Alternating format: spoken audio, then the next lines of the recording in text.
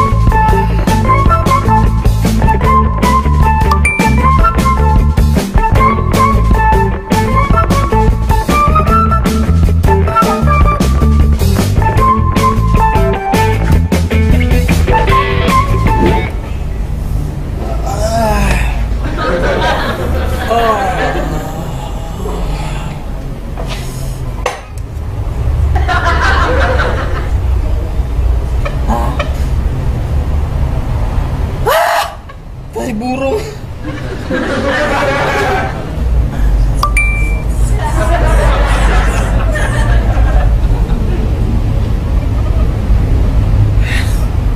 Pagi-pagi udah kena tai burung, ini lagi kena masalah lagi, utang lagi.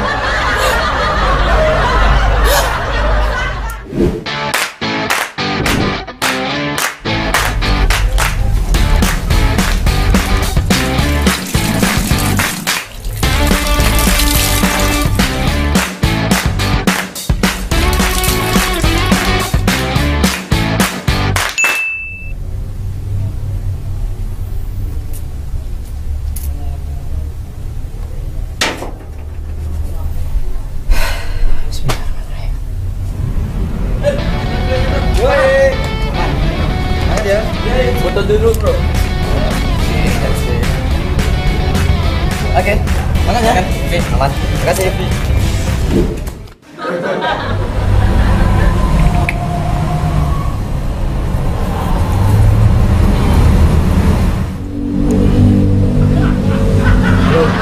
Kok mati? Iya ini. Pulang.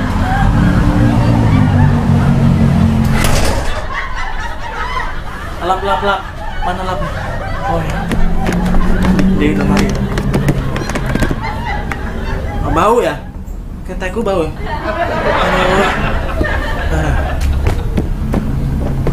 Lapar.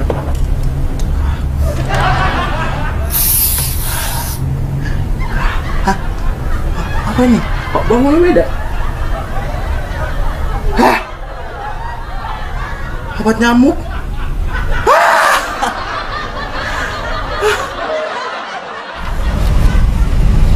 Kok beda warnanya? Biarlah, beda satu pas lagi.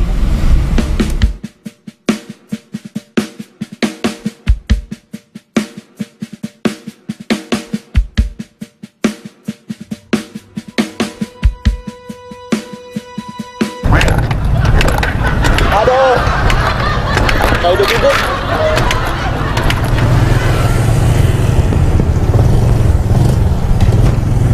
Kenapa bro? Makanya bismillah dulu. Baiklah, bismillahirrahmanirrahim. Loh, kok hidup? Nah, bisa kan? Taruh dulu ya. Itu. Ya. Hah? Kenapa nih? Mati lagi.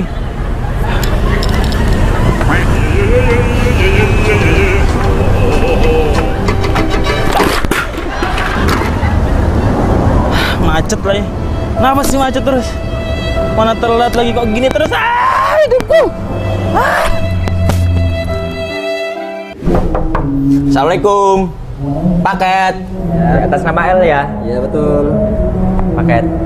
Terima kasih ya. Foto dulu ya Mas. Oh gitu. Oh ya. Ya, sudah. Iya ya. Masih. Mas, ya. Sama-sama. Woi mas, woi, woi, pakai woi, woi. Masih ganggu aja. Nah, Buset, santai aja. Biasa Mas. nggak ada akhlak. Walah, remuk gini. Tenan toh, pecah. Des. Ih, kucing manis. Hidup kok gini amat sih. Sial mulu. Nggak ada bahagia-bahagianya. Sial-sial terus. Sial lagi. Apa lu? Hidup lo gini amat. Nggak pernah bahagia. Makanya kamu itu harus taat pada aturannya Allah. Apa sih? Apa?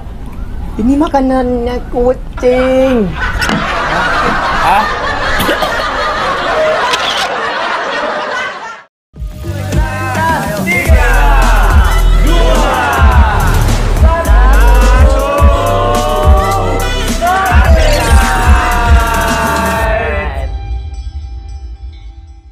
Oke. Ini Kang Doni mana ini? Saya telepon dulu ya ini ya. Iya. Pakai iPhone XS saya. Asik. Oke. Assalamualaikum Kang. Oh belum tak pencet. Oke. Ini biar. Pulsane ra ono ya kan? Iya. Assalamualaikum. Iya. Kang Doni. Waalaikumsalam warahmatullahi Wah, wabarakatuh. Luar biasa ya. Sinyalnya kuat di Bandung. Iya, Yes. kuat. Iya. Langsung ini Kantio, hidrox ilabilah. buka orang, angkringannya buka enggak itu? Oh kalau ada antum buka Ustaz. Wah siap. Ya. Aku pesen kopi mas. Oh ya sudah siap. Oke. Kok neng batok le telepon? Kok antum tahu Ustaz? Oh VC ini ternyata. Oke. Masya Allah. Kasih tepuk tangan dulu untuk Ustaz Dari. Alhamdulillah. Aku nunggu ndi? Sini aja Ustaz. Tengah. Saya di sini Ustaz ya. Ya. Oke. Baik, sekali lagi kita berikan tepuk tangan untuk Kang Doni, Masya Allah. Nah, Ustadz Doni Rio yang belum follow, silahkan follow beliau, yang sudah follow silahkan unfollow ya. Apalan ya. Iya, karena materi kemarin menurut saya sangat menarik sekali, Yeah. bicara tentang akhir zaman Yeah. ya. Termasuk tadi kita coba untuk share-share di awal ya, kita speak kecil lah gitu ya di awal tentang bagaimana memahami fitnah-fitnah yang terjadi hari ini. Jadi fitnah itu termasuk juga pemahaman-pemahaman yang salah ya Oke, dalam betul. memahami realita. Kalau pemahaman sudah salah, maka mesti pensikapannya pasti salah. Betul. Gitu. Karena semua itu selalu berawal dari pemahaman ya. Selalu berawal dari pemahaman. Kalau pemahamannya salah, maka pasti pensikapannya itu akan salah. Nah, Iya. cuman kembali ke film tadi yang Iya, bagi saya itu sangat menarik sekali ya. Ya, ada dua sisi manusia gitu ya. Yang satu tuh beruntung terus gitu Iya, betul. Yang satu itu sial terus ya. Mm-mm. Kita pun sebenarnya juga mengalami begitu. Terkadang loh kok iso ya, tapi waduh kok yang ini gitu ya. Terkadang kita tuh mengalami keberuntungan, sementara kita juga sering mengalami katakanlah penderitaan. Nah, orang kemudian memahami kalau yang namanya penderitaan adalah ujian, sementara keberuntungannya adalah anugerah. Nah, itu sebenarnya kita harus memandang seperti apa? Iya, betul. Memang kalau kita itu belum mengenal akidah Islam, jadi seperti itu. Tetapi di akidah Islam itu sudah dijelaskan luar biasa, sehingga kalau saya gambaran saya ya, ketika saya mengenal akidah Islam secara lengkap ya, itu seolah-olah kayak rahasia kehidupan itu dibuka kayak gitu loh Kang, kayak dibukakan. Iya. Artinya sudah tidak ada lagi misteri, ya tentu saja ada ya, tetapi misteri-misteri besar tentang kehidupan itu sudah disampaikan di dalam akidah Islam. Nah, insya Allah nanti bisalah kita kupas sebenarnya bagaimana cara pandang kita terhadap kehidupan dan segala macam problematikanya. Betul.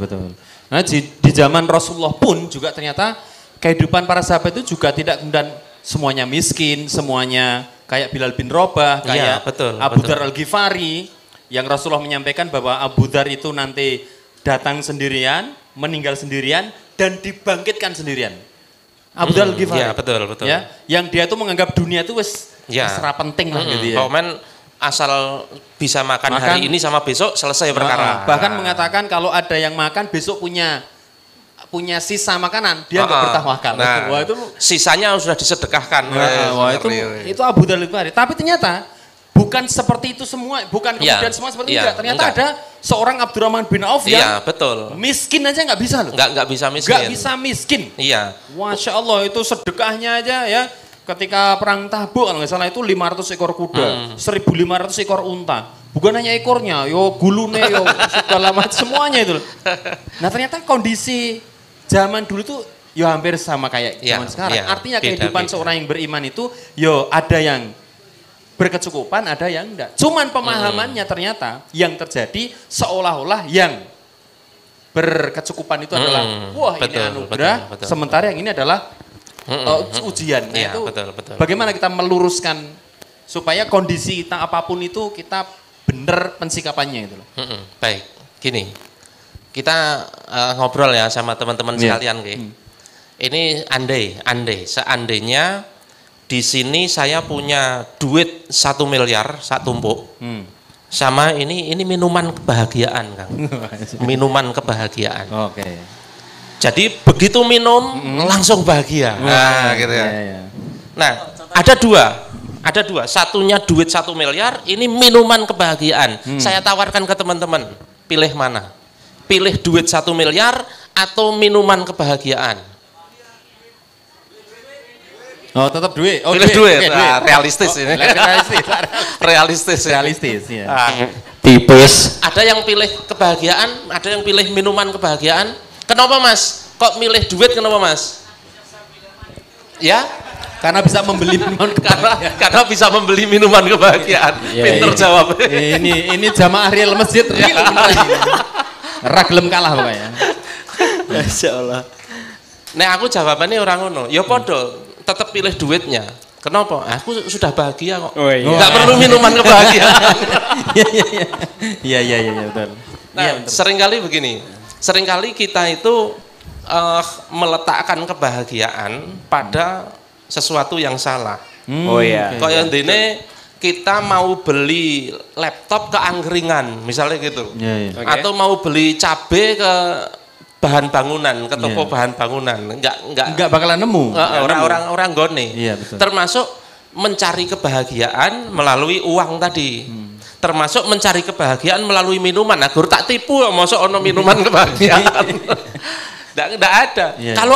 Kalau ada minuman kebahagiaan, misalnya ya jenengan bisa membuat ramuan minuman yang benar-benar membuat manusia bahagia, itu saya yakin minuman itu laris. Iya. Oke. Dikemas, mbuh regane piro, 50.000, 100.000 itu pasti laris.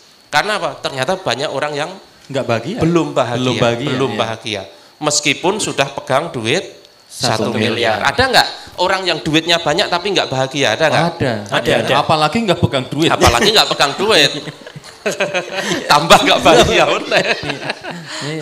Nah, sekarang pertanyaan kita. Sebenarnya bahagia itu dari mana datangnya? Kita sendiri yang membikin atau dari orang lain misalnya? Kira-kira dari mana? Kebahagiaan itu datangnya dari mana? Kalau menurut saya dibikin, Ustaz. Apa? Dibikin. Dibikin. Kalau menurut saya lo ya. Ya. Piye misalnya piye? Contoh, kan saya ingin berbahagia dengannya. Asik. Ya, jadi tak usahakan untuk bisa memberikan rayuan terbaik. Tak gombali. Udah makan apa belum? Nah, kayak gitu. Sehingga ketika responnya balik ke saya itu saya jadi bahagia. Nek ternyata responnya nggak baik, ternyata nolak, nggak jadi bahagia dong. Dukun. Cinta ditolak, dukun bertindak. Ternyata dukunnya nipu. Tambah. Dukun bapak jebule. Lah kowe anu anakku nih. Ya, sing bahagia dukune. Iya. Kalau menurutku gitu, Ustaz. Contoh lain. Oke. Saya gabut nih. Kayaknya enak kalau makan Indomie. Nah, tak buat Indomie, tak pangan. bahagia. Gimana? Oke. Sebenarnya kalau kita tanya kepada Allah, bahagia itu pemberian Allah sebenarnya. Oh, oke. Jadi bahagia itu kan bukan soal fisik toh. Oke. Bahagia itu bukan soal fisik, soal hati. Orang yang secara fisik itu dapat harta banyak, sudah dapat pasangan yang diidam-idamkan, belum tentu bahagia juga. Iya, iya. Misalnya ya jenengan suka sama seseorang, kemudian di khitbah, kemudian dinikah. Itu ya kadang-kadang yang nganggo padu barang gitu. Jujur aja kan gitu kan. Kadang-kadang pakai padu barang. Nah, artinya gini, kalau kebahagiaan itu kita sandarkan kepada sesuatu yang sifatnya fisik. Oke. Fisik itu baik itu harta maupun wanita, maupun anak, maupun apapun, itu pasti tidak kekal. Kenapa tidak kekal? Karena materi itu sifatnya tidak kekal. Ya enggak? Iya, betul. Bahwa materi itu sifatnya enggak kekal. Wanita itu sifatnya enggak kekal. Nek wanita terhadap pria, ya pria itu sifatnya enggak kekal. Misalnya gini. Misalnya mbak-mbak ini kebahagiaannya disandarkan kepada suami gitu. Suaminya mati, kan kebahagiaannya hilang, ya kan? Kalau kebahagiaan itu disandarkan kepada harta, hartanya hilang, nggak jadi bahagia. Nggak jadi bahagia. Maka sebenarnya kebahagiaan yang hakiki itu disandarkan kepada zat yang kekal. Siapa? Ya Allah, zat yang kekal. Maka kalau kebahagiaan itu kita sandarkan kepada Allah yang kekal, maka kebahagiaan kita juga kekal. Iya. Dan sekali lagi zat yang bisa memberikan kebahagiaan di dalam hati kita itu ya Allah. Iya. Oke, kita lihat nih ayatnya nih. Berarti tadi kan Mas Jo bilang kalau saya menikahi, maka saya akan bahagia. Ya. Ternyata ada sahabat yang ngelamar malah dinikahkan kepada temennya. Tapi dia bahagia. Ampuh kan? Nah, jadi ada yang mengatakan saya ngelamar dapat bahagia. Tapi ada seorang sahabat ngelamar malah yang dilamar itu menikah dengan temennya. Dengan comblange. Dan dia bahagia. Malah si orang yang lamar tadi itu ngasihkan semua perlengkapan pernikahannya untuk saudaranya dan dia bahagia. Loh, kok bisa ya? Kok bisa ya? Kalau terjadi pada kita ngamuk ya kan. Geger gede. Bayangkan ya, ada seseorang yang cantik luar biasa, kemudian saya sebut saja Salman Al Farisi, itu ngajak Abu Darda. Ya. Bro, bahasa kita ya. Bro, saya tuh mau ngelamar dia. Temeni yuk. Oh, ayo. Ngelamar idik, langsung menyampaikan kurang apa gantengnya Salman Al Farisi, orang Persia, orang Iran kan mancung-mancung, luar biasa gitu ya. Ganteng, panglima perang lagi. Statusnya tinggi, sahabat Rasul. Ya, omongannya bahkan didengarkan Rasul ketika perang Khandaq gitu kan. Oh iya, yang mensiasai parit. Ya. Lah ketika ngelamar, ternyata si cewek itu bilang, kalau yang lamar itu adalah Salman, aku enggak mau ayah, tapi kalau Abu Darda aku mau. Lu? Langsung kemudian Salman itu ya, bahasa kita ya kok jadi wali atau saksi ya gitu. Itu untuk menikahkan Abu Darda. Langsung. Padahal Abu Darda siapa? Secara kedudukan, secara status itu jauh banget sama Salman. Tapi si cewek itu milih Abu Darda. Iya, tapi Salman bahagia. Kok bisa ya? Kok bisa? Karena Salman mungkin kalau ditarik ke apa yang disampaikan oleh Kang Doni, dia tidak menggantungkan kebahagiaan itu kepada si wanita. Iya, bukan pada si wanita itu. Nah, ini yang akan kita kupas nanti. Bagaimana bisa bersikap seperti Salman? Padahal kondisinya itu menyedihkan loh, Ustaz. Apa? Kondisinya Salman menyedihkan. Iya, secara umum kan. Iya. Ora trimo aku. Geger geden tetepan. Geger geden iki. Iya. Ya, main kayu. Main kayu. Siap. Main PS. Gitu. Kita lihat siap. Ada dua. Yang pertama An-Nahl ayat 97. A'udzubillahi minasyaitonirrajim. Man 'amilas sholihan min dzakari aw unsa. Man 'amilas sholihan barang siapa beramal soleh min dzakaril aw unsa dari golongan laki-laki maupun perempuan wa huwa mu'minun dan dia orang beriman. Jadi laki-laki dan perempuan dia beriman. Falanuhyiyannahu khayatan thayyiban, maka sungguh kami akan memberikan kepada dia penghidupan yang thayyiban, penghidupan yang baik. Nah, para mufasir menerjemahkan kehidupan yang baik itu kehidupan yang bahagia. Berarti cirinya apa tadi? Laki-laki perempuan yang beramal soleh dan dia beriman. Oke, itu yang pertama, An-Nahl.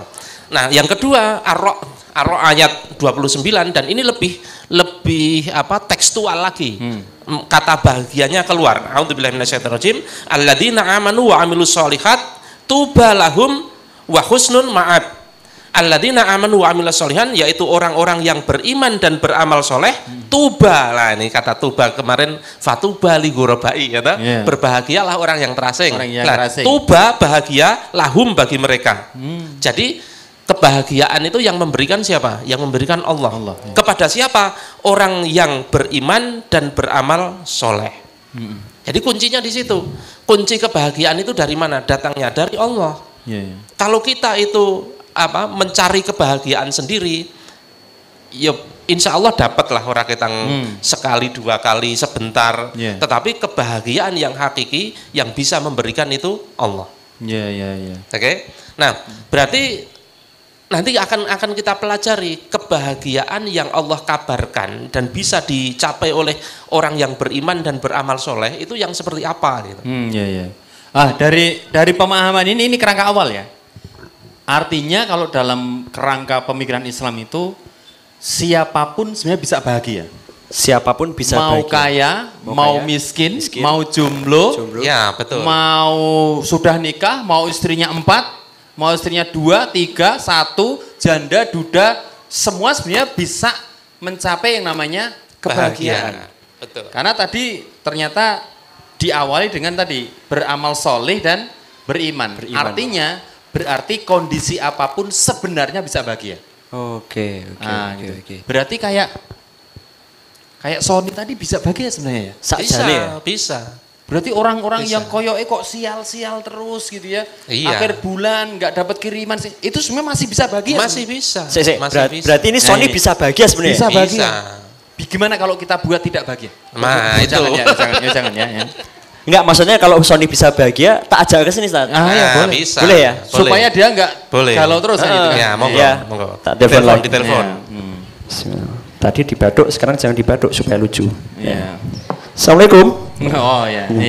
Halo, Son. Mbok ya kamu ki mikir. Oh iya, Mbok ya kamu tuh mikir, Son. Halo, Assalamualaikum. Uteknya yang dengkul. Iya itu. Mbok ya mikir. Sony. Geger dengkul. Kalau Sony itu biasanya bukan gitu manggilnya, Ustaz. Apa? Nah, biasanya kayak gitu langsung datang, Ustaz. Coba. Sekalian L aja. L juga. Supaya dia enggak jumawa. Oh iya. Ya kan? Sewongong ya. Tewengil orangnya itu. Tengil banget. Berarti L. Nuhina L ya. Nuhana. Itu lagu yang paling wow. Iya, Mas. Kok bisa kayak gitu viral ya? Mana tuh orangnya ini? Mbok denger ini gitu. Durasi loh, Mas. Durasi. Artis magang kayak gitu, Ustaz. Lari Mas. Padahal secara Masya Allah. Ini jasnya siapa ini? Jasnya Mas Nanang kayak gitu. Masya Allah. Masya Allah. Masya Allah. Ada kursi lagi nggak? Lo ngerti. Kursi mana kursi? Enggak apa-apa. Di sini aja, Ustaz. Kita cenglu. Cenglu ya. Goceng telu. Ya. Son, tak kasih tahu toh Son. Ternyata kesialanmu selama ini tuh ternyata tuh bukan sebuah kesedihan, bukan sebuah penderitaan. Tapi ternyata selama ini tuh sebuah kutukan, Son. Enggak, ini serius. Jadi ternyata tadi toh aku tuh dikasih tahu Ustadz Cahyo sama Ustadz Doni. Ternyata kamu yang selalu sial itu, wah itu tuh selamanya tuh enggak akan selalu sial. Ternyata dari kesialan itu bisa jadi bahagia. Enggak percaya. Itu kalau kedengaran bapakku bilang rupamu gitu ya. Tapi hati-hati ente. Ternyata ente yang selalu beruntung itu bukan selamanya anugerah. Ternyata itu adalah sebuah ujian Ente baru tahu toh? Pakai mic. Apa yang mau diungkapkan? Ya, coba. L dulu boleh lah ya. Bisa diulang? Jadi keberuntungan. Saya aja Ustaz. Ya, oke. Kalau dia tuh kayak gitu emang. Oh gitu ya. Kai lap nói. Oh, Quy lăng nói tuy lăng nói. Ya. Oka. Hap nói chicken lại. Tung là này nói lại. Iya. Kurang ngap-ngapnya itu ya. Hap nói.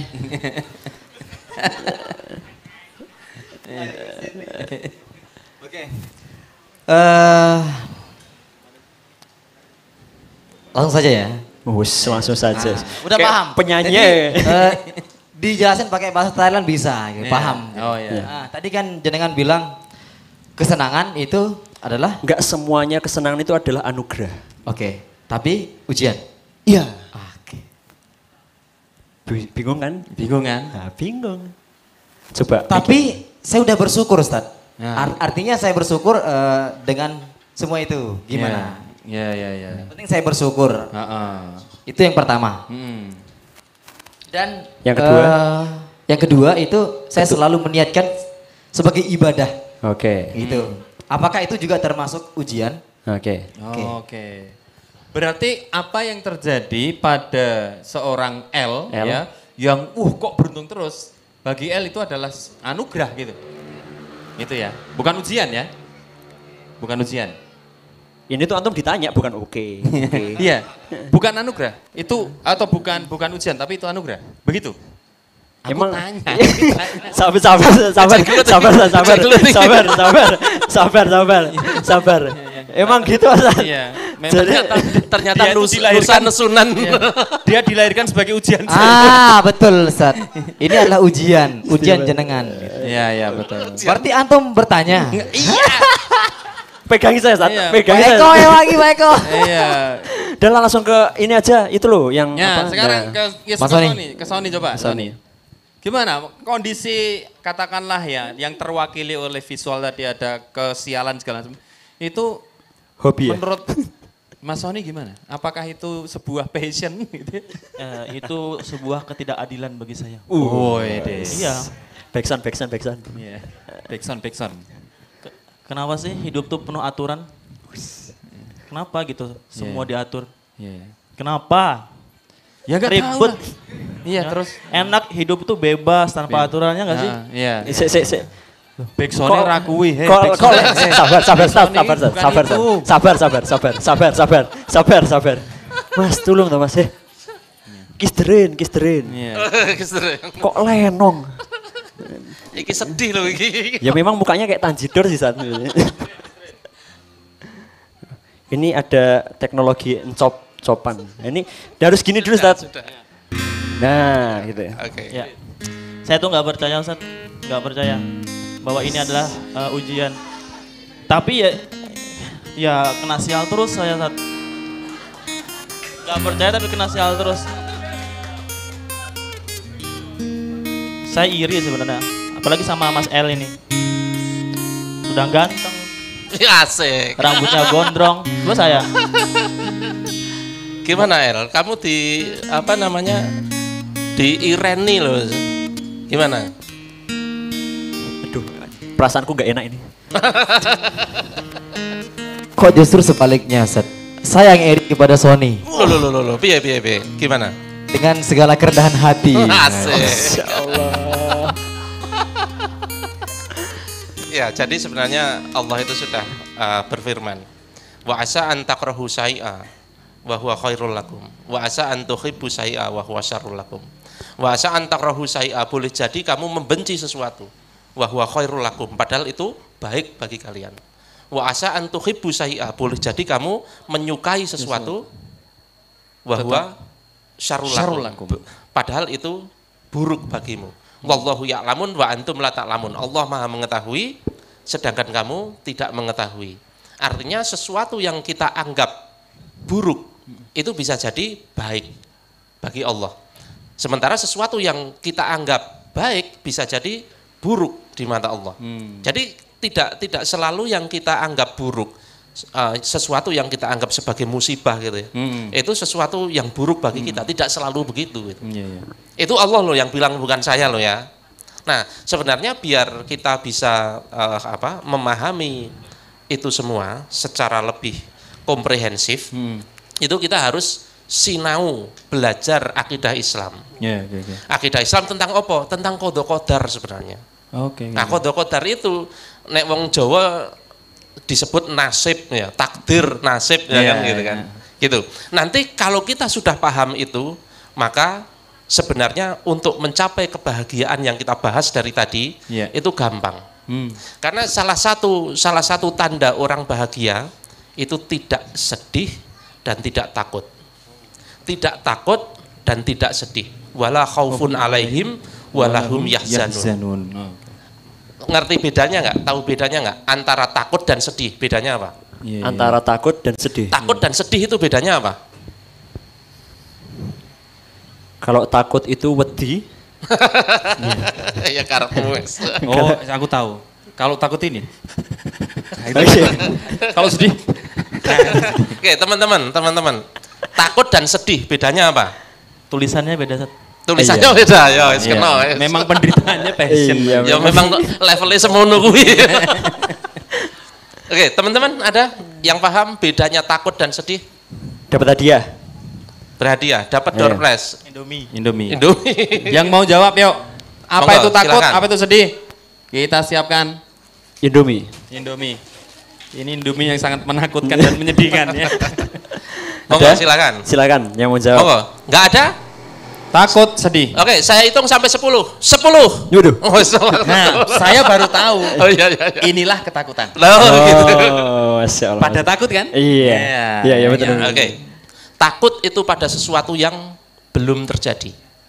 Oke. Kalau sedih pada sesuatu yang sudah terjadi. Betul. Ya, kalau takut itu kan urung kejadian, wah nanti gimana ini, nanti ditolak, nanti gitu. Enggak lulus, nanti enggak bisa membayar ini itu. Kalau sedih sesuatu yang sudah terjadi. Aduh, duitku hilang. Kayak apa? Ketelean manuk. Nah, itu semua sedih ya. Nah, orang yang bahagia itu enggak punya rasa takut, enggak punya rasa sedih. Ada orang yang seperti itu? Ada. Ketika sudah mengenal Islam, mengenal akidah Islam. Makanya untuk memahami wa asa antahrohu syai'a dan seterusnya tadi, kalau kita tidak memahami akidah Islam ya sulit. Tetapi ketika memahami akidah Islam, insya Allah jadi lebih mudah. Oke, sekarang kita ngomong qadha qadar ya. Ngomong qadha qadar. Yang dipahami teman-teman tentang qadha qadar itu apa? Seperti apa? Di dalam bahasa Jawanya takdir lah gampangannya ya. Yang termasuk takdir apa? Yang termasuk takdir. Mati. Kematian. Jodoh, apalagi? Rezeki, apalagi? Hadirnya dirimu di dalam hidupku. Nah, asik. Apalagi? Bisa nggak takdir itu dirubah? Takdir dirubah? Ya. Bisa. Contohnya, nek iso kok jenengan nggak ngubah takdirnya jenengan. Kui bener loh. Lek iso, ngopo ra? Kok iso tetep ketelekan iki lho. Coba. Iya. Ya itu. Manut sutradara. Manut sutradara. Dan manut sutradara itu sudah ditakdirkan. Takdir bisa dirubah nggak ya? Bisa menurutku. Ya, bisa. Kan apa jenenge mau bunuh diri ki. Terus tiba-tiba ada yang gojek, jangan mas, jangan lama-lama.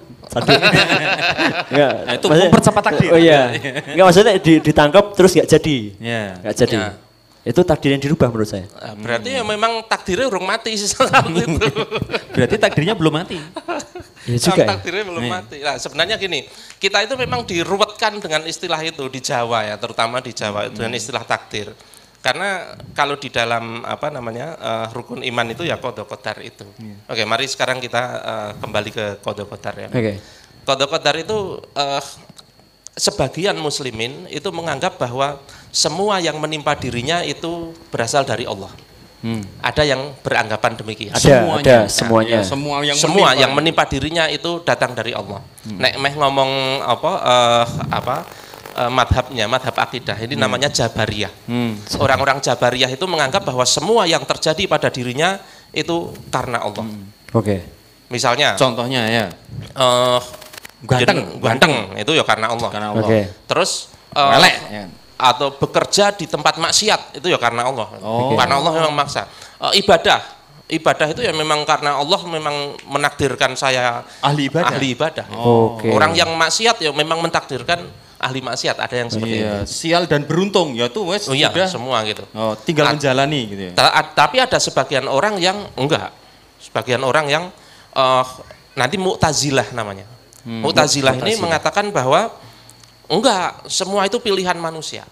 Semua itu pilihan manusia. Contohnya? Kalau gini, ini perdebatan antara Mu'tazilah dengan Jabariyah. Mu'tazilah itu bilang gini, kalau menurutmu, takon karo Jabariyah, kalau menurutmu orang maksiat itu dipaksa oleh Allah atau tidak? Oh iya, semua sudah diatur oleh Allah. Sudah ditulis di Lauhul Mahfuz gitu kan. Bahwa dia itu hari ini ke pelacuran itu sudah ditulis di Lauhul Mahfuz. Oke. Terus berarti dia masuk neraka. Masuk neraka. Yo nggak adil no. Dipaksa ke ditakdirkan ke pelacuran, terus ditakdirkan ke neraka. Itu kan nggak adil. Nggak adil. Nah, terus piye? Ya enggak, manusia itu bisa memilih. Bisa memilih ke maksiat, ke tempat pelacuran, atau bisa memilih pergi ke masjid. Terus yang Jabariyah tanya, terus berarti manusia punya kehendak, punya kekuasaan? Iya punya. Oh berarti Allah nggak kuasa untuk mengatur manusia. Kan ruwet kan jadinya. Bingung. Iya. Nah sebenarnya simple sekali teman-teman, simple sekali. Kalau kita lihat di dalam kehidupan kita, itu memang ada yang kita dipaksa oleh Allah, ada yang dalam pilihan kita. Contoh, jenengan terlahir sebagai laki-laki, dipaksa oleh Allah atau tidak? Dipaksa, nggak pernah memilih. Jenengan ora pati ganteng, nah, gue dipaksa, nggak milih. Terpaksa sih. Terpaksa. Kayak iso request aku milih di Lee Min Ho. Kalau jadi gay, dipaksa nggak? Jadi gay itu terpaksa atau enggak? Itu. Nah nanti gay itu ada yang sifatnya itu memang kodo, nanti istilahnya kodo. Ada yang itu pengaruh lingkungan. Jadi memang ada, tapi jumlahnya sangat sedikit, hanya 1/1000. Itu orang yang memang terlahir dengan nuwun sewu kelamin ganda, itu ada. Tapi bukan jiwanya ya? Bukan jiwanya, tetapi fisiknya. Bukan psikologinya kan? Bukan, fisiknya, bukan psikologinya. Bukan jiwanya, bukan mentalnya, tapi fisiknya. Di dalam dirinya, nuwun sewu, ada 2 kelamin, nuwun sewu, itu ada, demi Allah ada. Dan saya pernah menemukan, tapi langka sekali. Pernah menemukan? Iya, pernah menemukan, dua kali. Maksudnya kok Ustadz Doni kok golek-golek ya? Iya, ini kan kurang gawean kan? Kok mencari-cari ya? Saya pernah menemukan. Memang sudah kodonya Allah dipertemukan itu jadi contoh. Dan itu termasuk takdir. Nah itu takdir, itu kodo. Allah kodo seperti itu. Nah makanya nanti ada fikih waria itu dalam kasus-kasus seperti itu. Bukan pada, nah sekarang gini, kalau yang memang orang terlahir dengan kelamin ganda, berarti kan dia di situ tidak memilih kan.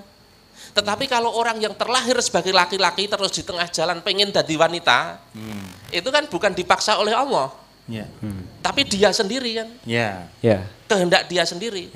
Nah sekarang simpelnya gini, kalau sesuatu yang dipaksa oleh Allah itu tidak ada dosa dan pahala di dalamnya. Serius? Iya. Contoh, lahir dengan kulit gelap. Itu no, wong masuk neraka goro-goro ireng, enggak ada. Oh gitu ya? Bilal bin Rabah. Hitam legam, rambutnya ikel kayak kismis, tapi masuk surga. Masuk surga. Iya kan? Terus lahir dengan model kayak gini? Masuk surga nggak, Set? Nah, ini tak delok sih ning Lauhul Mahfuz. Soalnya dulu sewaktu pembagian kulit itu saya tidur, Set. Juga garis sisa-sisa. Jadi dapat sisa-sisa gitu. Saya nggak berani, saya nggak berani. Maafkan saya ya Allah.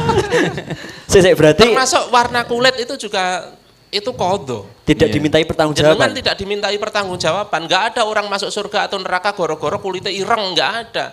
Nggak ada orang masuk surga atau neraka goro-goro rambutnya keriting, itu nggak ada. Oke. Nggak ada.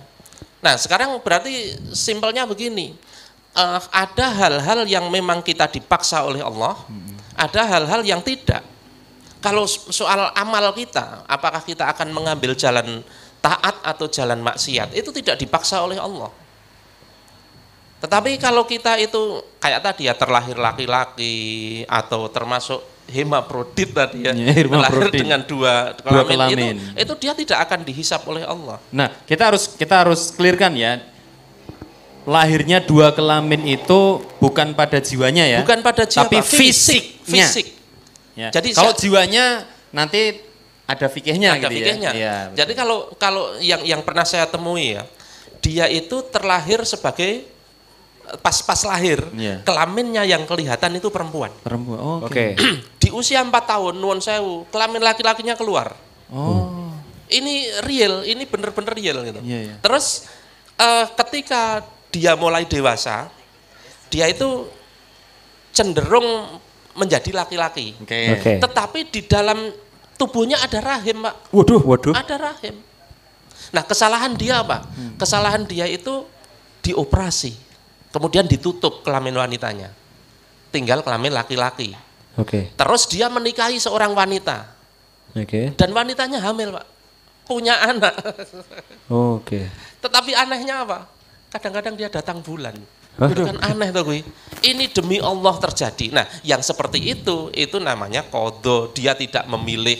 Tapi kalau terlahir perempuan, kemudian pengen jadi laki-laki, atau terlahir laki-laki pengen jadi perempuan, itu beda. Itu bukan dipaksa oleh Allah, tapi dia sendiri yang odo-odo tidak menerima qadha Allah. Lah ini penting.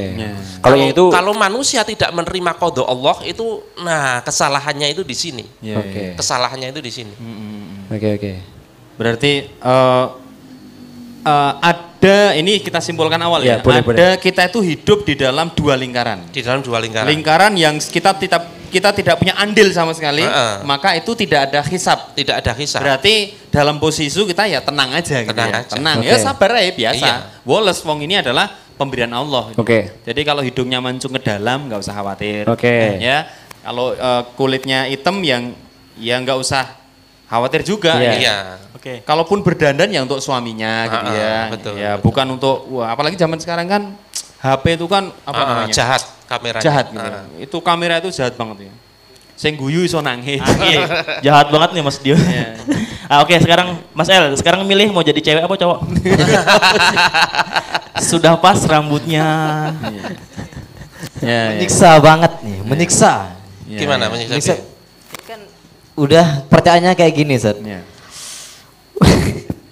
Menyiksa maksudnya kok saya disuruh milih. Kita kembali setelah yang satu ini.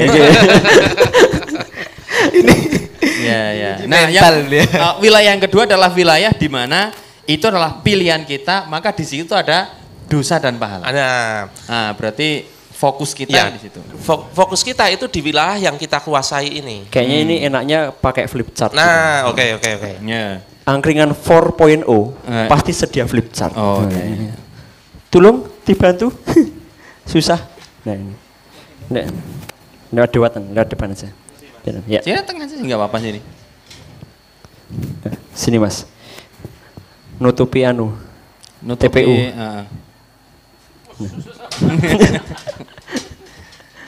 Ya ditutupi apa namanya flip chart sebelum ditutupi kain kafan ya. Oh iya.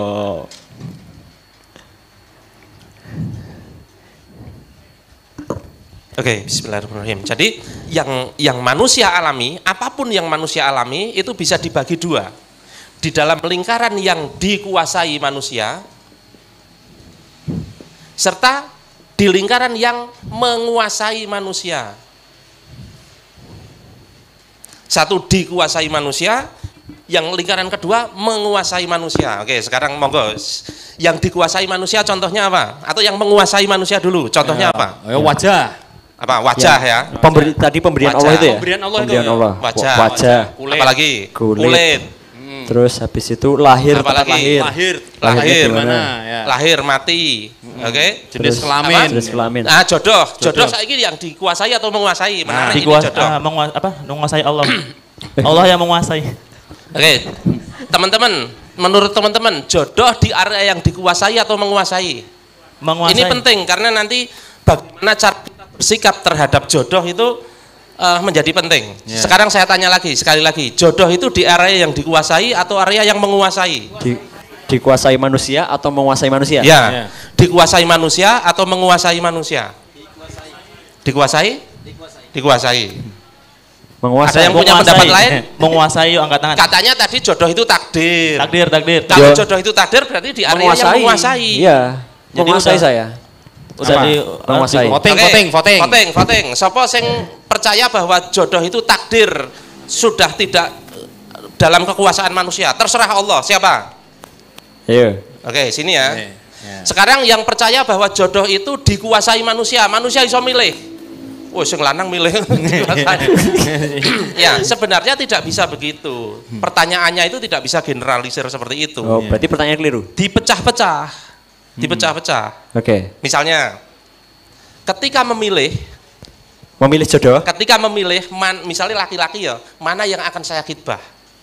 Itu di area yang dikuasai atau di area yang menguasai? Dikuasai. Ya. Maka berarti nanti dihisap. Oke. Karena ini karena memilih itu di area yang dikuasai, maka dihisap. Maka biar dihisap baik, cara memilihnya apa? Sesuai dengan aturan Allah dan Rasulnya. Memilih karena apanya? Rasul kan sudah bersabda, wanita itu dipilih karena kecantikannya, karena kedudukannya, karena hartanya, dan karena agamanya. Kan gitu kan?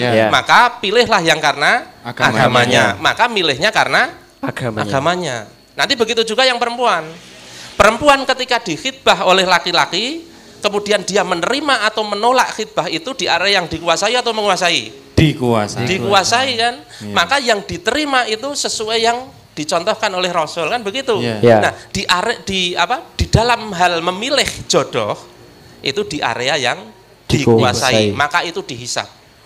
Dalam memilih jodoh itu area kita. Sekarang kembali lagi, seorang laki-laki yang sedang memilih perempuan yang akan dikhidbah itu di area yang dikuasai.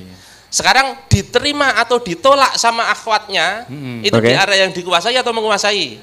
Menguasai kan? Menguasai. Tetapi bagi akhwat itu area yang dikuasai akhwat. Tapi siapa yang mengkhidbah itu di area yang menguasai kan gitu kan? Jadi mulai bisa memetakan kan? Sekarang sesudah diterima, kemudian sudah ditetapkan tanggal akad nikahnya, jadi nikah atau tidak itu di area yang dikuasai atau qadha? Menguasai kan? Menguasai. Jadi area qadhanya itu di situ. Bisa jadi kan kita sudah laki-laki sudah mengkhidbah, si wanita sudah menerima, ternyata ada halangan dan nggak jadi. Pernah kejadian seperti itu? Suaminya meninggal kan? Nah, itu namanya qadha. Takdir itu ya? Takdir.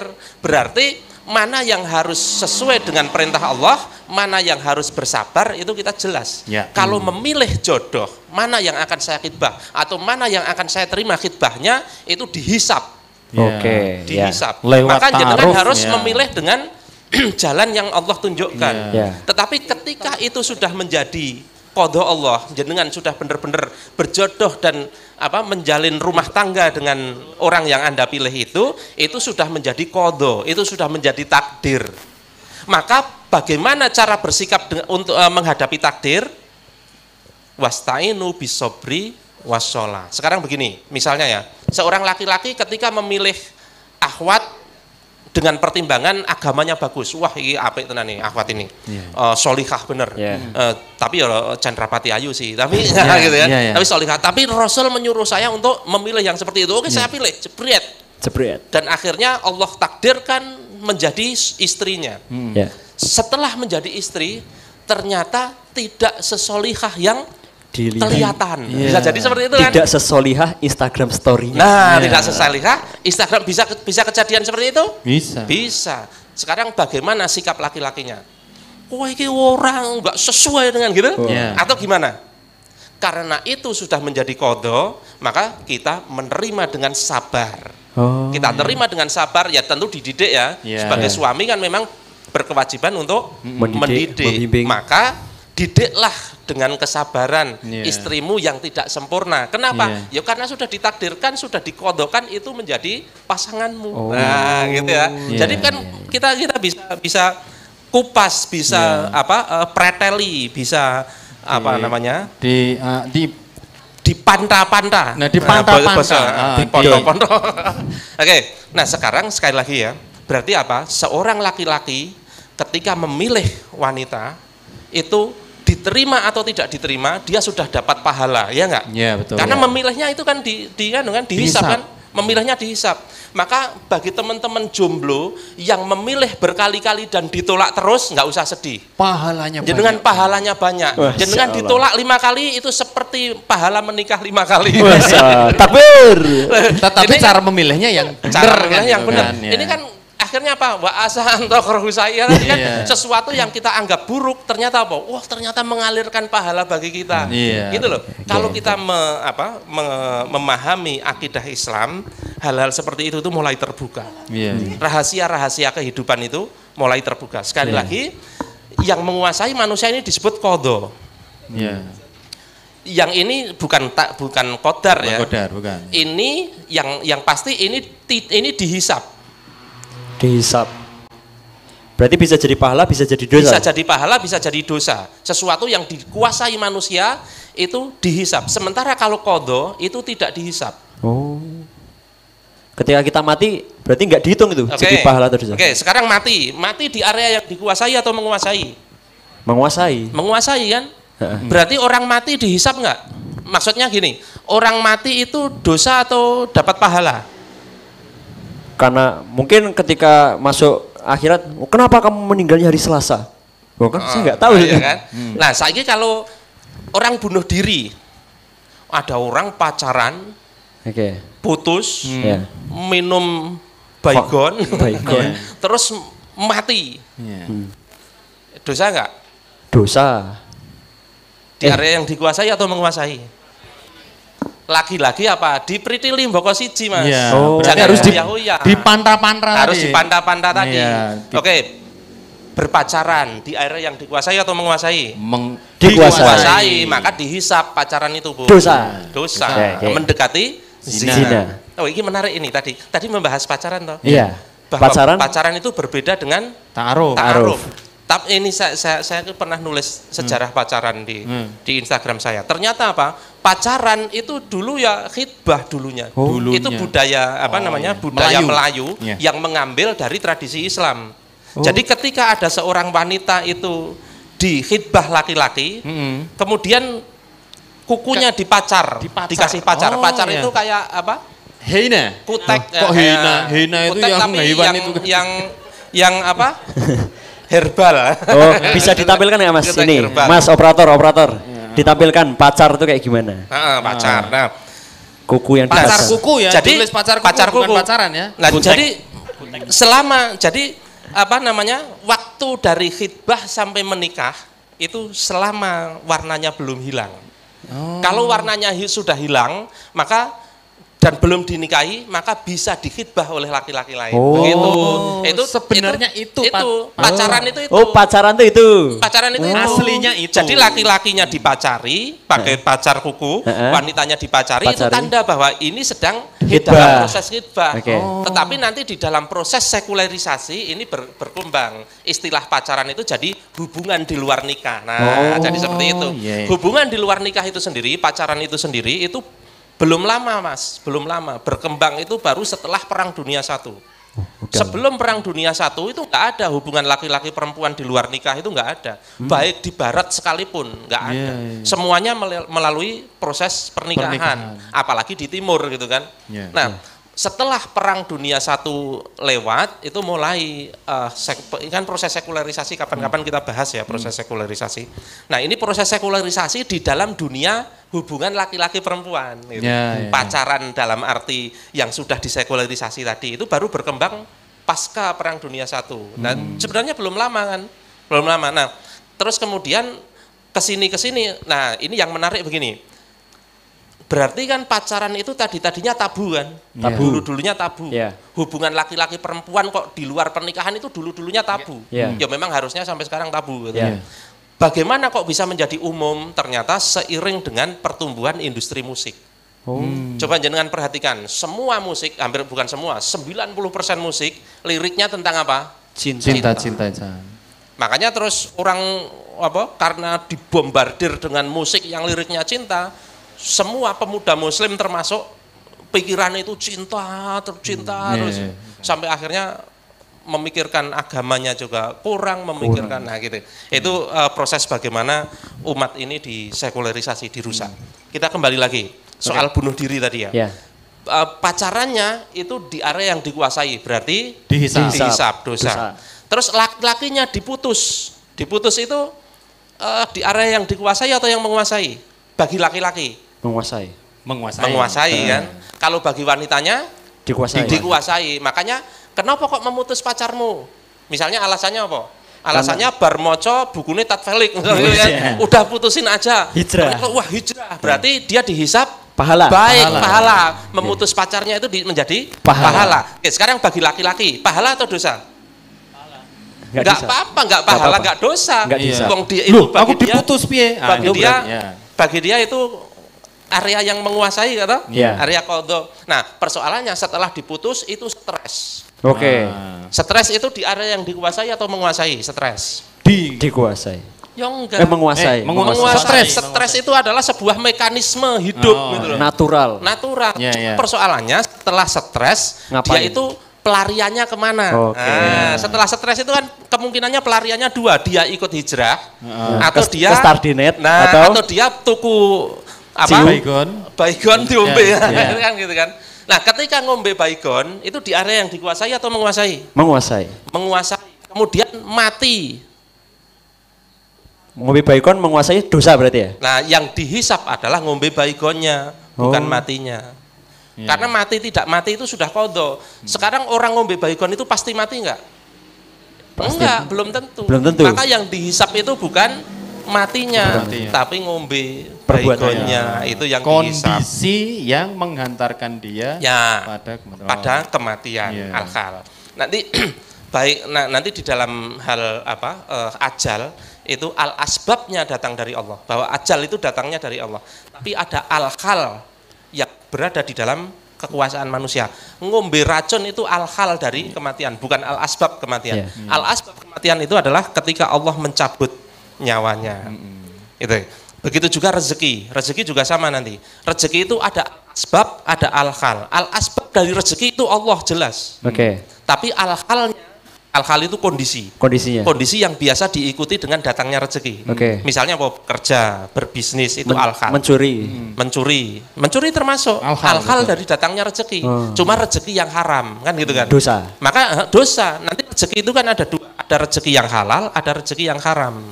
Semuanya datangnya dari Allah, asbabnya. Tetapi al-khalnya itu di dalam area yang dikuasai manusia. Maka al-khal dari datangnya rezeki itulah yang dihisap. Nah, kita itu seringkali sibuk bersedih hati dengan area yang menguasai, tetapi tidak sibuk dengan area yang dikuasai. Contoh, ketika bekerja atau berbisnis, itu yang disibukkan apa? Hasilnya sithik, omset. Padahal omset hasil sithik itu di area yang Allah menguasai. Sementara bagaimana kita bermuamalah, apakah modalnya riba atau tidak, apakah akotnya benar atau tidak, surkahnya jujur atau tidak, itu di area yang dikuasai. Nah, kita itu lebih sering sibuk di sini, sementara ini diabaikan. Padahal yang dihisap ini, yang dihisap di area yang dikuasai. Sementara yang ini tidak dihisap. Omsetmu berapa itu tidak dihisap. Tetapi bagaimana caranya omset itu sampai ke kantong Anda, itu yang dihisap. Nah itu Jadi itu penting sekali kita. Nah, bagaimana kita bisa wala khaufun alaihim walahum yahzanun, bahwa orang yang beriman dan beramal soleh itu tidak akan takut dan tidak akan sedih itu ketika memahami ini. Artinya begini, semua yang menimpa dirinya, yang di luar kekuasaan dirinya, itu kan sudah di tangan Allah kan, pasti kan. Maka dia tidak akan sedih kalaupun ditimpa sesuatu, dipaksa oleh Allah untuk menerima sesuatu. Karena bisa jadi yang ditimpakan kepada kita berupa yang kita anggap bencana tadi, bisa jadi sebenarnya itu jalan kebahagiaan bagi kita. Misalnya seorang pebisnis menggunakan modal riba terus diqadha sama Allah rugi, bangkrut gitu kan. Itu kan sesuatu yang menyedihkan bagi dia. Tetapi ternyata ternyata dengan kebangkrutan itu dia hijrah. Itu kan bangkrutnya itu membawa kebaikan kan. Kan begitu. Nah, kita itu muslimin itu harus husnudzon kepada Allah. Bahwa apapun yang diqadhakan kepada kita itu yang terbaik bagi kita. Selama kita memang sudah di jalan Allah dulu gitu ya. Kalau kita sudah di jalan Allah, maka yang diqadhakan oleh Allah itu yang terbaik bagi kita. Kemudian kita sibuknya di sini. Sibuknya di area yang kita kuasai. Bahwa di area yang kita kuasai kita harus serius bener, tidak boleh melanggar aturan Allah. Nah, begitu. Oke. Tepuk tangan untuk Mas Sony ya, luar biasa. Berarti contoh Ustadz ya. Aku langsung ambil contoh simpel karena aku udah agak paham nih. Sony bangun tidur tiba-tiba ketelean manuk. Berarti ketelean manuknya itu tidak dihisab karena Sony nggak ngira loh, nggak ekspektasi kan. Tapi setelah ketelean manuk, habis itu Sony marah-marah, maki-maki orang, dosa. Tapi kalau Sony setelah ketelean alhamdulillah ya Allah, sabar, pahala. Gitu. Maki-maki orang masih mending Mas. Yang bahayanya tuh Pak, maki-maki Allah. Itu ngeri banget Pak, ngeri banget. Kita diqadha sesuatu yang tidak kita sukai, terus kita nggak suka sama qadha itu, dalam tanda petik memaki Allah. Allah nggak adil. Ngeri sekali Pak, ngeri sekali. Maka jangan sampai kita seperti itu. Istighfar ya. Kan biasanya ada ungkapan itu. Why me? Why me? Kenapa saya? Kenapa saya? Coba kalau ditanya, why not? Orang lain bisa, kenapa saya gitu kan? Contoh lagi Ustaz. Monggo. Di jalan ya, tiba-tiba ketabrak orang saya. Ketabrak Tamiya misalnya. Dar, saya jatuh toh. Kan saya nggak ekspektasi. Berarti saya ketabrak itu nggak dihisab. Tapi setelah saya kecelakaan, saya berdiri, walah, kampret misalnya. Itu dihisab. Jadi dosa. Tapi kalau ketika saya bangkit terus, saya nggak apa-apa kok, cuma gagal otak. Gitu. Alhamdulillah itu kayak teman saya. Cuma gagal otak. Pas gempa di Bantul itu kejatuhan datang itu dalam kondisi pincang. Tak tanya, Lek, kenapa? Ada apa gitu ya? Ini kejatuhan paku. Kok pincang? Tapi sekalian rumahnya. Jadi retak gitu. Tapi iya dari situ dia sabar. Gegar otak itu pun jenengan harus bersyukur bisa gegar otak. Artinya masih punya otak kan. Nek orang di otak kan ora iso gegar otak. Iya. Berarti ketika tertimpa ujian dan dari situ kemudian saya sabar, di situ saya dapat pahala. Tapi ketika saya murka dan mengutuk Allah, di situ saya dapat dosa. Ngeri, itu ngeri sekali. Sakjane mudah ya dalam menyikapi kehidupan ini ya. Mudah sekali. Iya. Semudah itu sakjane ya. Semudah itu. Berarti sakjane nggak ada alasan kita untuk stres sakjane. Nggak ada. Iya. Makanya kan janjinya tadi wala khaufun alaihim walahum yahzanun kan. Tidak khauf dan tidak la tahzan. Jangan bersedih. Iya. Asik ya. Enak. Jadi harus selalu bersyukur juga ya. Iya Mas. Selalu bersyukur juga. Betul, selalu bersyukur. Nanti kayak kejatuhan cicak, kejatuhan tai gitu. Nah, justru kan setelah itu kita mandi. Nah, mandinya lebih pagi gara-gara ketelean misalnya gitu. Kalau nggak sengaja makan makanan kucing gimana? Nah itu gimana? Nah itu ya di ruang kancane. Tapi antum setelah itu bersyukur atau bersyukur? Oh ya, ini bisa minta tolong dipindahkan ini. Ini masih mau dipakai Ustaz? Di situ aja, pojok situ aja. Pojokan. Nanti kalau udah dipakai langsung di. Iya, nanti kita ke situ lagi. Jual aja. Kalau memang perlu ke situ kita ke situ lagi. Enggak, ini sekali pakai Ustaz. Nanti kita next beli lagi. Oke. Monggo gimana? Ada pembahasan apa lagi? Kayaknya kita boleh buka buka diskusi. Open question. Karena ini bahkan masalah qadha dan qadar itu pernah menjadi sebuah momentum pecahnya kaum muslimin gitu loh. Oh iya Ustaz. Iya, jadi terbelah menjadi dua. Sebab apa itu? Ya tadi memahami pokoknya yang satu itu memahami bahwa semua itu adalah ketetapan Allah, yang satu enggak, semuanya itu ya kita yang menentukan, namanya pecah. Padahal sebenarnya itu didiskusikan dulu tepat masalahnya di mana, di pondok-pondok di sini. Itu kalau difahami oleh penguasa bahaya. Kalian itu ini sudah ditakdirkan Allah. Wah, gitu. Jadi dia kayak membuat apa? Legitimasi itu. Ya. Utangnya banyak. Ini penting. Kita sering kali begini, misalnya ya, contoh ini yang sedang viral. Misalnya kenaikan BBM. Oke. Nah, biasanya ada yang bilang gini, kenaikan BBM itu kita nggak usah protes sama pemerintah. Itu sudah qadha. Wah, kita sabar. Nah, kira-kira piye? Iya. Oke, soal itu coba dihubungkan dengan qadha qadar. Bejal. Kan naik BBM tiba-tiba. Saya kan nggak ekspektasi toh. Tadinya saya beli BBM, Mbak 5.000 isi oleh lah. Beli nggak bisa.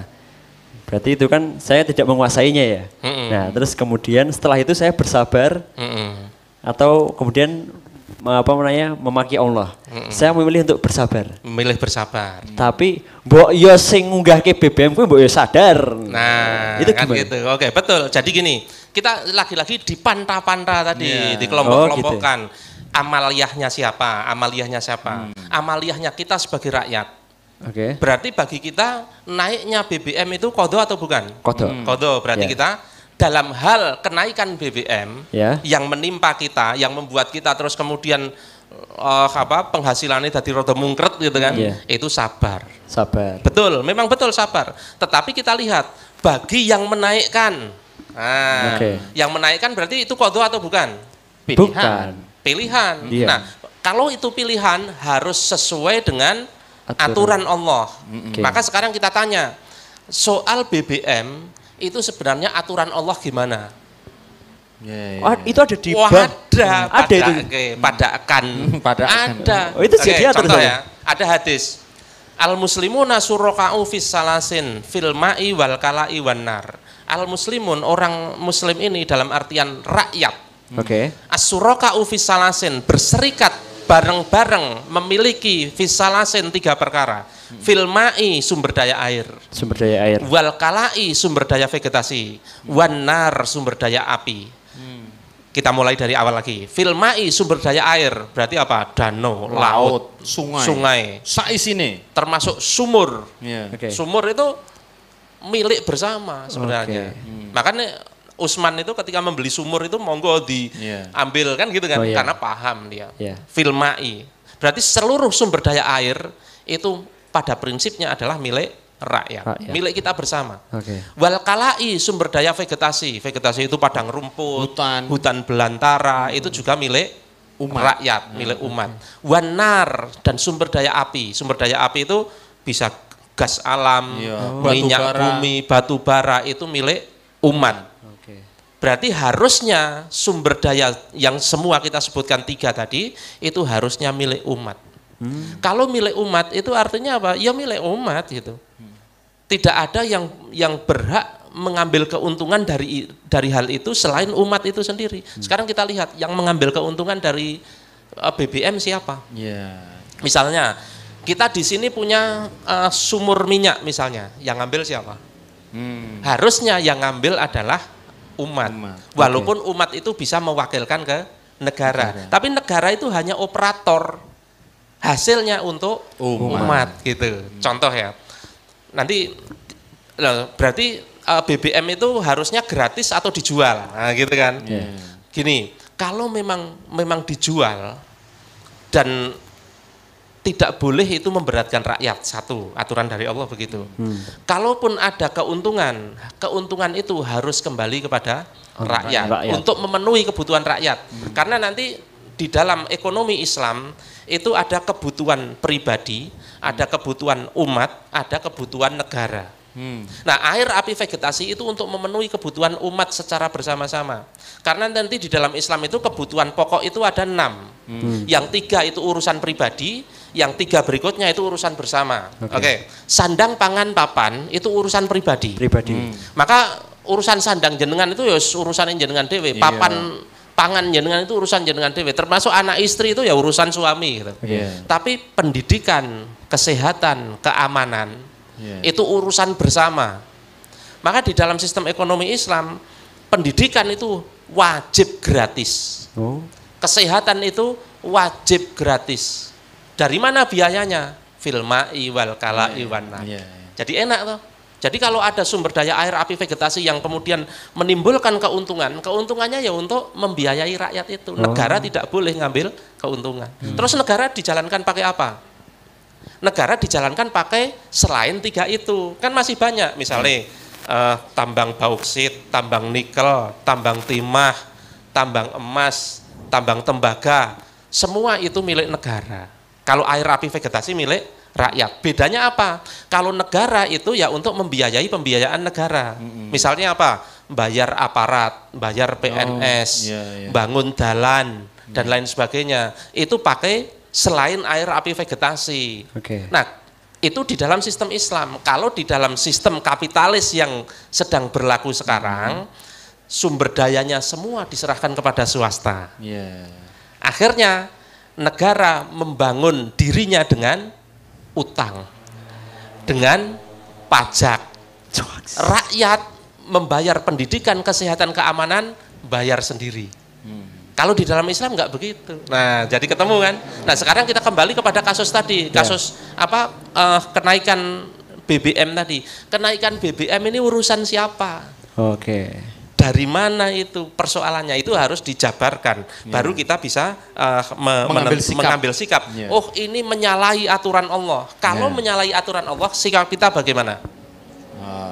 Ya mengingatkan. Nah, man ro'a minkum mungkaron falyughayyir biyadihi fa ilam yasati wa bilisanihi fa ilam yasati wa biqalbihi. Man ro'a minkum mungkaron, barang siapa melihat kemungkaran.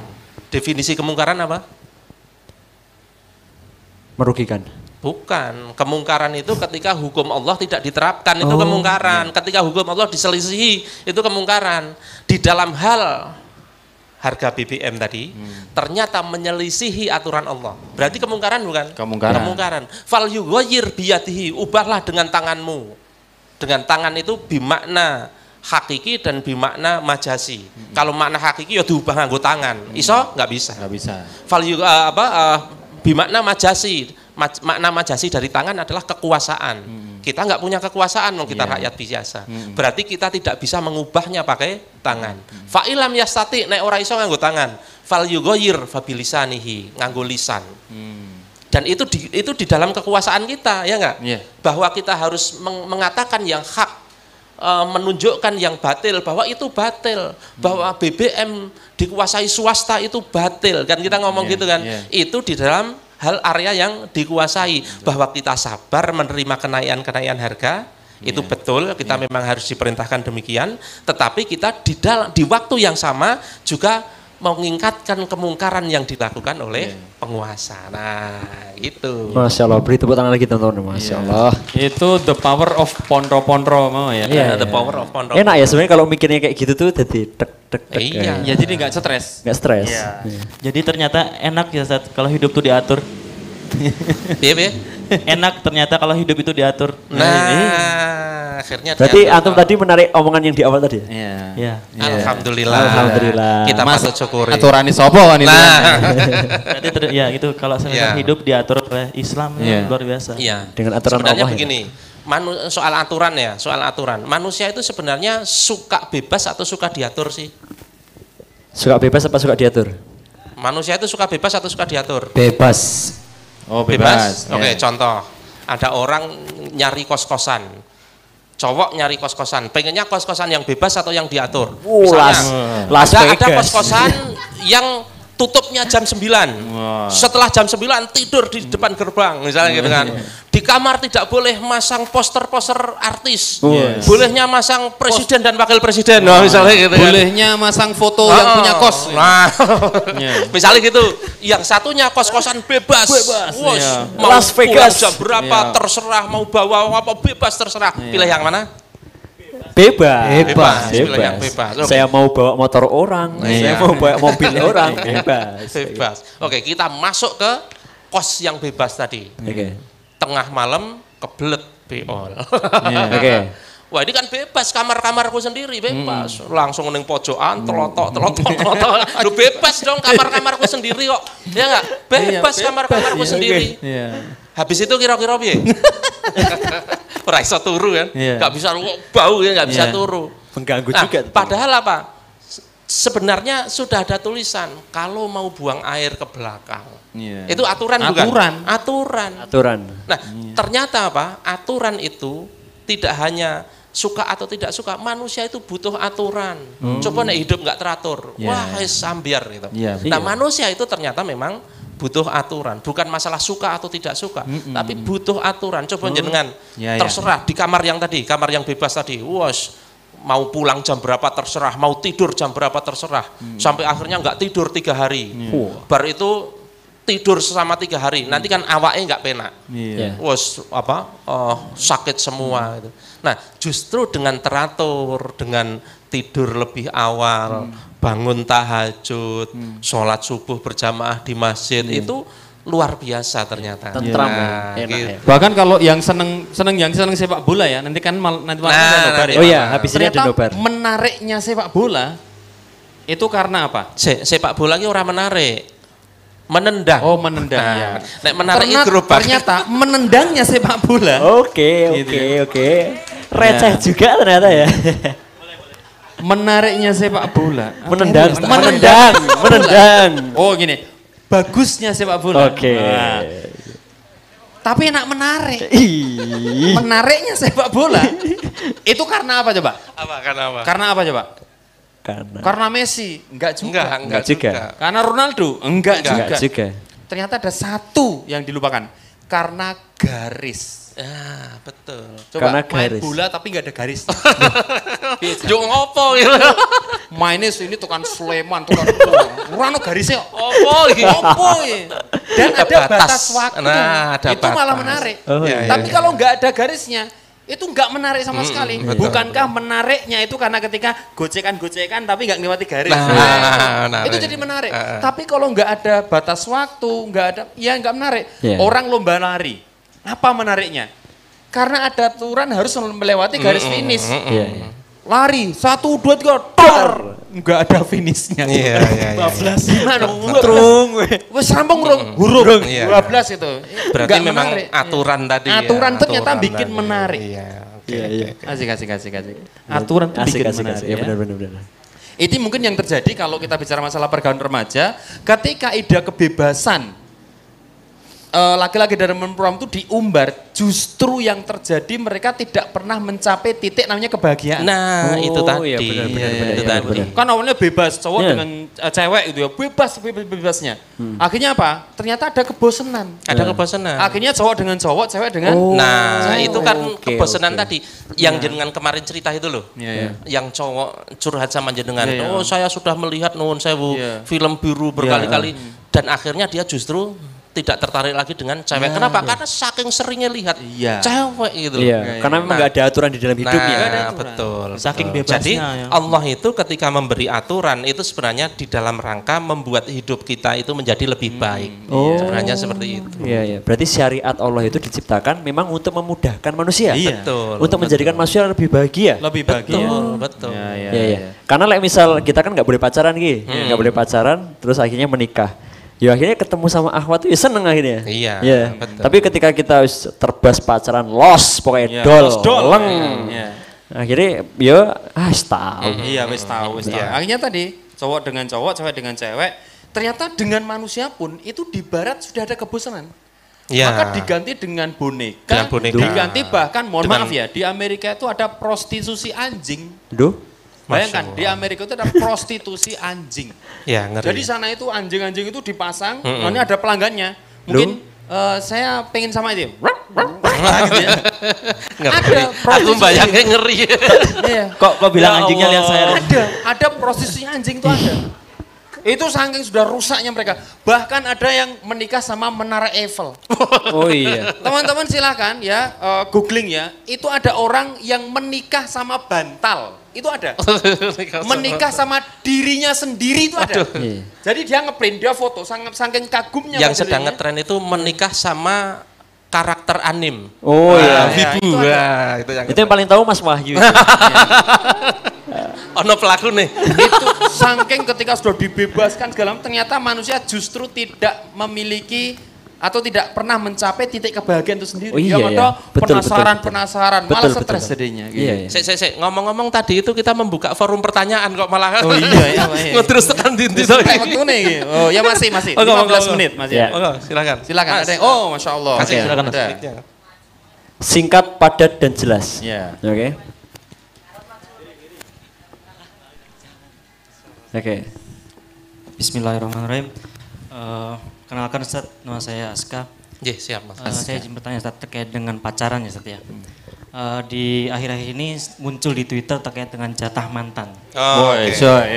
Padahal kan kita kira di judul fitnah akhir bulan. Artinya kan pasti harusnya jatah akhir bulan atau atau uang bulan. Kalau di alun-alun kidul paling enak tuh jatah bakar. Jatah tempe itu Mas. Terus. Harusnya kan ini ketika ada jatah mantan orang kan pasti bingung maksudnya apa gitu. Kok ada jatah mantan dan saya lihat isi komenannya itu tweetnya itu kok kayaknya bahagia banget gitu jatah mantan gitu. Padahal kayaknya mantan ini kan artinya yang harus dilupakan gitu ya. Kok malah bahagia gitu. Saat gitu. Ya, terus juga bagaimana Islam memandang hal seperti ini gitu Ustaz.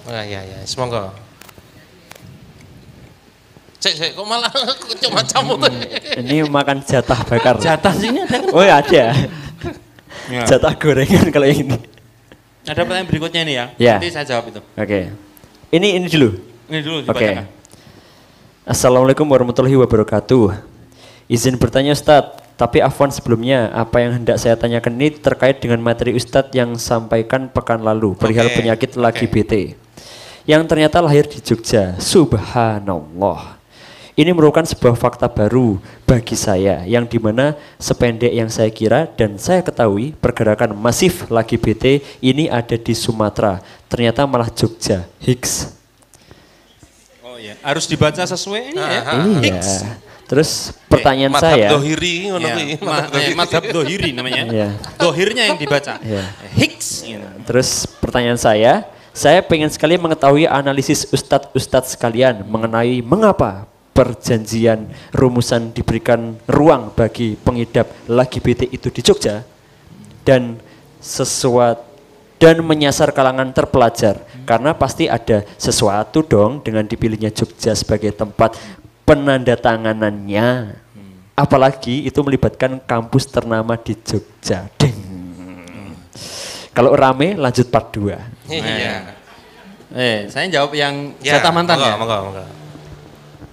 Kemarin sebenarnya Mas Unggri sudah speak sedikit ya. Spill apa speak? Iya, speak. Oh yes. Artinya beda kalimat, beda makna, Ustaz. Kalau spill apa? Spill itu speak tapi kecil. Oh iya. Itu dihisap apa enggak Ustaz? Bisa. Jadi ada speak dikit gitu ya. Jatah mantan itu intinya 2 orang pacaran. Kemudian mereka putus. Nah, ini misalnya saya. Kita putus ya. Oke, nggak apa-apa. Oke, nah aku nikah sama Kang Doni. Iya. Jijik. Kok contohnya jijik banget. Ternyata cemburu dia.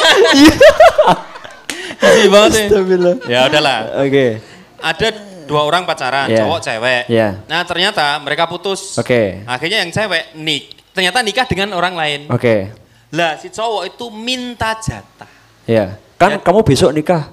Aku kasih jatah dulu ya. Iya gitu. Itu kan itu zina sebenarnya. Itu zina.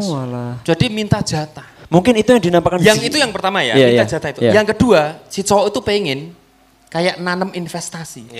Besok itu kalau ada anaknya, itu berantakan itu ininya. Wah. Ini investasi saya ini. Ustadz, saya curiga apa ini yang dinamakan dengan zina 4.0 Ustadz? Dari tadi 4.0 terus. Karena kita sebentar lagi memasuki era 4.0 Ustadz. Oh iya. Jadi kira-kira itu jatah mantan inilah yang kemudian pada akhirnya menjadi salah satu ya fitnah ya yang bertebaran di sekitaran kita.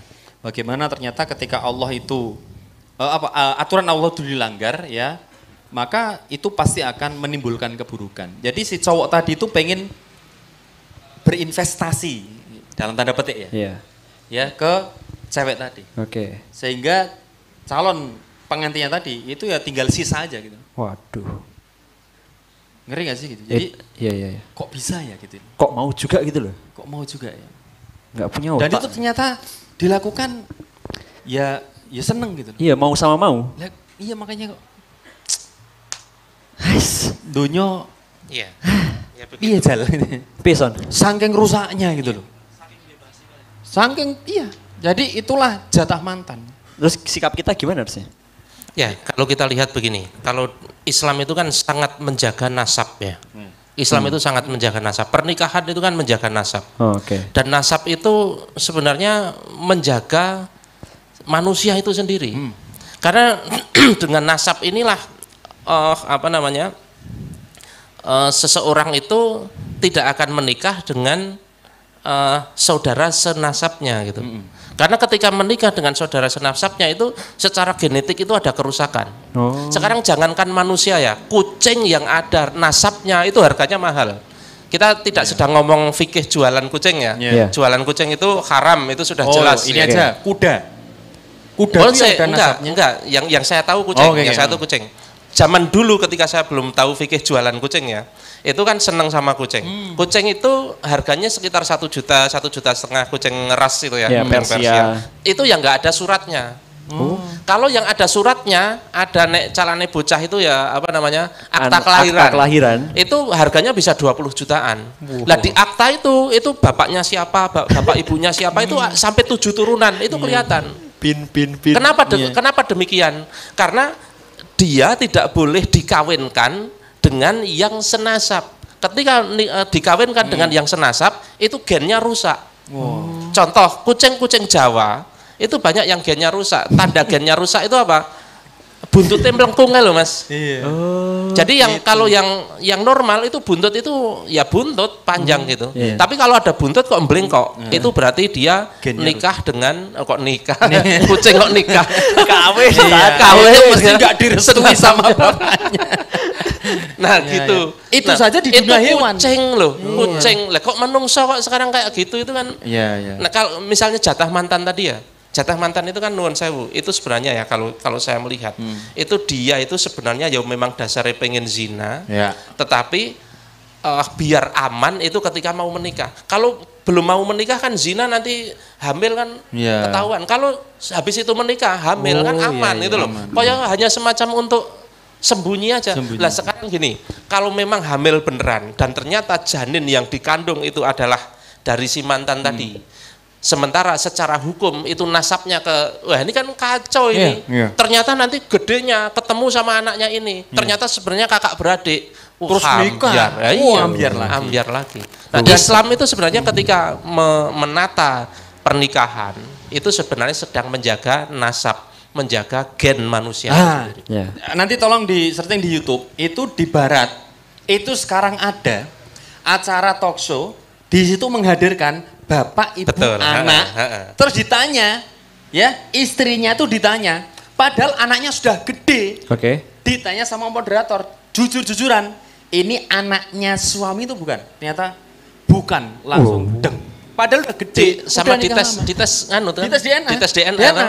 Ketika ditunjukkan, dites DNA, bla bla bla, sudah hidup berkeluarga, katakanlah 3 orang ini, lama sudah, ya sudah lama. Ternyata apa? Dites DNA. Anak yang selama hidup dengan mereka ternyata bukan dari suaminya. Ya ngeri. Langsung mak bedunduk kan gitu. Bedunduk. Iya. Ya itulah ya. Ya, naudzubillah min dzalik. Kasih tahu lah itu. Sebenarnya gini, kita itu sekarang tidak hanya cuma menyesali hal itu. Tetapi bagaimana kepedulian kita dan bagaimana kita berusaha mengubah peradaban yang rusak itu menjadi peradaban yang baik. Maka tidak ada kamusnya kita melihat kemungkaran seperti itu kok diem saja, nggak ada kamusnya. Kita berdakwah, kita luruskan apa yang pikiran-pikiran yang sesat seperti itu kita luruskan. Maka walaupun hanya sekedar update status, lakukan, meluruskan hal-hal semacam itu. Gitu. Ini belum lagi ada child free. Nah, child free. Kan, mau nikah tapi nggak punya, nggak punya keturunan, gitu, dan lain sebagainya lah. Gitu. Oke, nah sekarang ke pertanyaan kedua. Tapi yang tadi teman-teman udah paham ya? Nah, berarti setelah ini tolong dakwahkan, sebarkan dan luaskan. Oke, yang tadi ya, yang apa? Kok di Jogja? Bagaimana bermula di Jogja? Kenapa di Jogja Ya, dan kenapa kemudian melibatkan ya? Tentu saja ini hanya analisa. Ini hanya analisa saya. Kenapa kok mereka memilih Jogja? Padahal kan milih di Amerika bisa, milih di Swiss di tempat ICG tadi bisa dan lain sebagainya. Kenapa milih di Jogja? Pertama, Indonesia itu negeri Muslim berpenduduk terbesar di dunia. Negara dengan penduduk Muslim terbesar di dunia. Itu menjadi simbol kan, menjadi simbol bahwa ketika perjanjian itu lahir dari negeri Muslim, itu kan ini negeri Muslim saja menerima gitu. Legitimasi itu dari Indonesianya. Terus kenapa Jogja? Ya tentu saja Jogja itu kota pendidikan, kota tempat pemikiran. Dan kalau kita lihatnya, ini bukannya ta'assub terhadap Jogja ya, karena kita orang Jogja. Segala macam perubahan politik besar di Nusantara ini, itu kuncinya di Jogja. Sebenarnya dua kuncinya, Jogja dan Jakarta dari dulu. Sejak zaman misalnya ya Mojopahit dengan Pajajaran. Itu ya Jakarta kan, Jakarta dan Jawa Barat pada umumnya dan Jogja sampai ke Jawa Timur.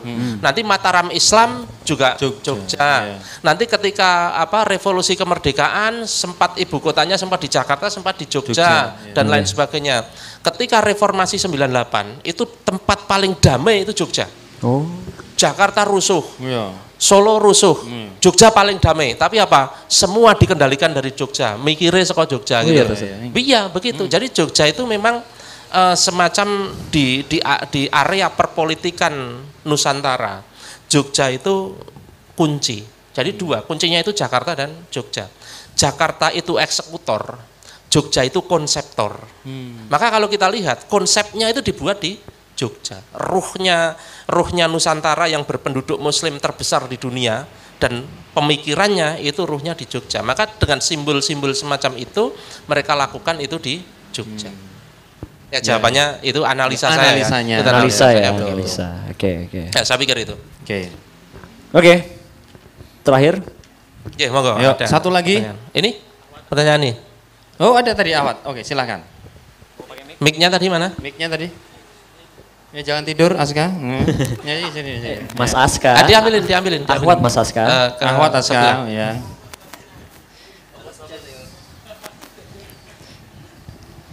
Assalamualaikum Ustadz, Waalaikumsalam.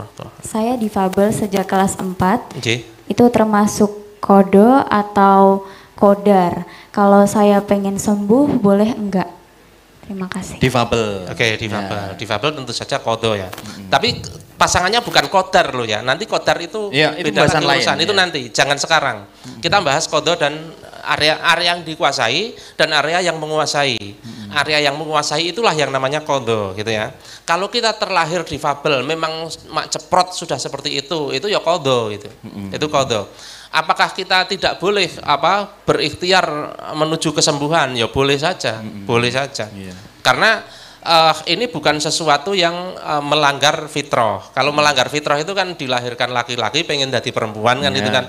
Tapi kalau difabel itu kan sebenarnya misalnya ya jarinya itu 4, harusnya 5 gitu kan. Nah ini masih dalam ranah yang diperbolehkan karena ya memang normalnya itu 5 gitu ya, gitu nggih. Jadi nggak ada masalah. Terlahir difabel, terus pengen sembuh dari difabelnya itu dalam ranah yang boleh. Tetapi tetap bersabar gitu, tetap bersabar dengan apa yang Allah qadakan. Insya Allah tetap ada kelebihan yang Allah berikan dibanding kepada yang lain. Itu pasti ngoten nggih. Baik. Masya Allah. Cukup itu? Ya, Masya Allah. Ada lagi? Cukup? Nggih, matur nuwun. Oke. Cukup ya teman-teman ya. Udah cukup paham di sini ya. Oke. Coba mana tepuk tangannya coba. Oh ya. Sing turun langsung gua. Masya Allah. Oke. Baik teman-teman semua, karena ini udah dicukupkan Ustadz ya. Berarti sampai di sini aja pertemuan kita. Oke, siap. Insya Allah kita besok pekan depan kita membahas apa lagi nih Ustadz? Nah. Kabar-kabar katanya Bismillah ya, ini tim lagi menghubungi Dokter Tirta. Oke, siap. Dokter Tirta. Pokoknya madang. Tak pikir bar fitnah akhir zaman, fitnah akhir bulan, terus fitnah datang bulan. Ya. Apel. Nah, kalau nanti ada Dokter Tita mau diduetkan sama Dokter Erik yang sering kalau minggu ke sini. Oh iya, Dokter Erik itu spesialis jantung. Oh, Masya Allah. Karena Dokter Tirta suka marah-marah, coba kita cek jantungnya. Oh iya, Dokter Tirta kan begitu kan? Iya. Pokoknya madang, mangan enak. Ya, Covid enak gitu ya. Gitu, Dokter Tirta kan gitu ya. Oke. Dan dia seneng sepatu ya. Iya. Wah, seru. Ya. Kita bisa ngobrolin sepatu, kita bisa ngomong, berarti kita bisa ngomongin penampilan lewat Islam ya? Wah, iya. Terus kita bisa melihat soal, kan beliau terkenalnya juga tentang conspiration. Iya. Which is conspiration itu kan. Insightful banget. Ya. Jujur nih saya tertarik untuk pulang lagi ke sini ya kan. Jadi, besok sama Ustadz Cahyo lagi, dan besok insya Allah bareng Ustadz Doniru lagi ya, insya Allah ya. Oke. Jadi teman-teman, karena udah ngerti, ini bocoran. Ini kalau enggak teman sendiri enggak dikasih tahu ini. Ya, tapi ini bukan janji ya. Ini bukan janji. Ini sedang diupayakan. Sedang diupayakan. Kita mau menghubungi Dokter Tirta ya. Moga-moga nanti beliau bisa datang lah gitu ya. Seru gitu ya. Di-share ya ke teman-teman yang lain ya. Mudah-mudahan nanti rame. Karena kalau rame lanjut part 2. Iya, amin ya. Oke, jadi kita aja. Besok judulnya fitnah akhir minggu ya gitu. Kan dari fitnah akhir zaman, akhir bulan, akhir minggu.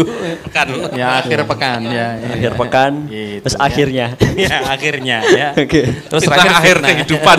Iya, akhirnya terfitnah ya. Oke, itu dulu Stardinet malam hari ini. Masya Allah ya.